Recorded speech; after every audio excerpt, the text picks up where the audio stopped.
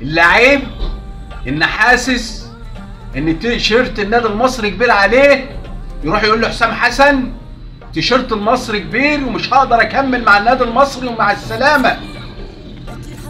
واللعيب ان هو حاسس ان مش حابب الفرقه وبيتعالى عليها، يروح يقول له حسام حسن انا مش عاوز العب مع السلامه.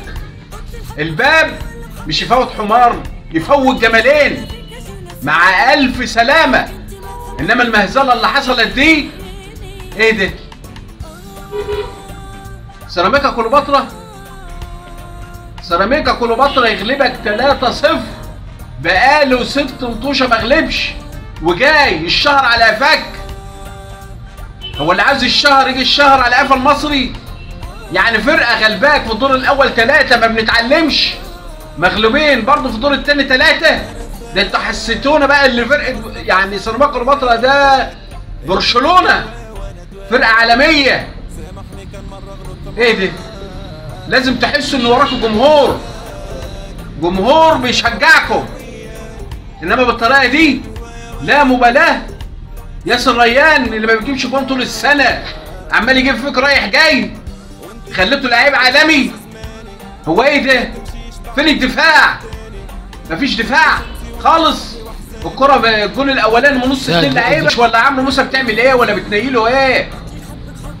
ايه المهزله اللي احنا فيها دي؟ اللعيبه دي مش حاسه انها بتلعب لنادي كبير. انتوا لعيبه ملايين، ما كنتوش تلعبوا مع الف سلامه، واللي عايز يمشي يمشي يغور.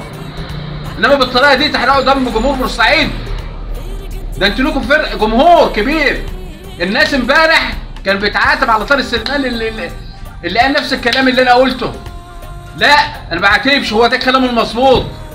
اللعيب اللي حاسس ما قدرش يكمل مع النادي المصري مع السلامه ما يلعبش، مش عايزينه.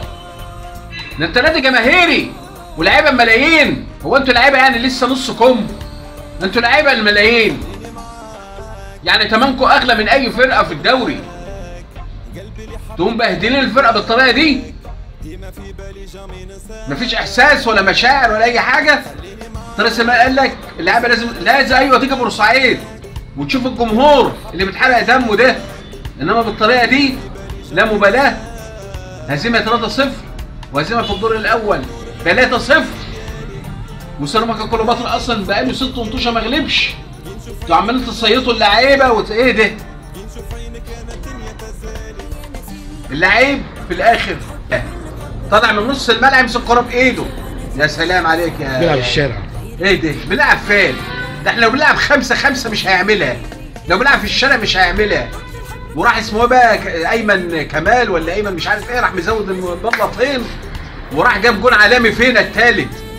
ايه ده؟ ده دليل ان الفرقه متفشكله متبهدله، ما ينفعش بيلعبوا لا مبالاه.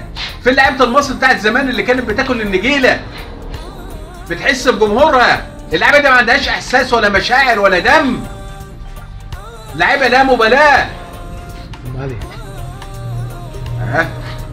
ما ينفعش. انا بتكلم اهو. الكابتن علي وصل اهو.